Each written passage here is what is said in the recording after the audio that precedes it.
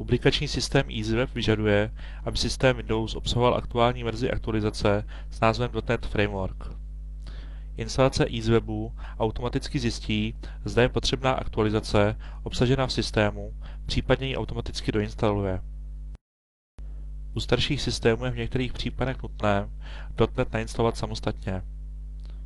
Instalaci .NETu Framework naleznete na stránkách naší společnosti, tedy www.cstechnologies.cz v sekci ke stažení.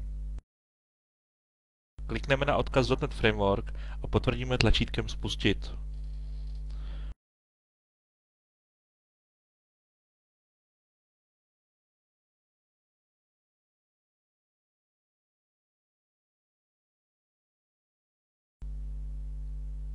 Po stažení instalační program spustíme.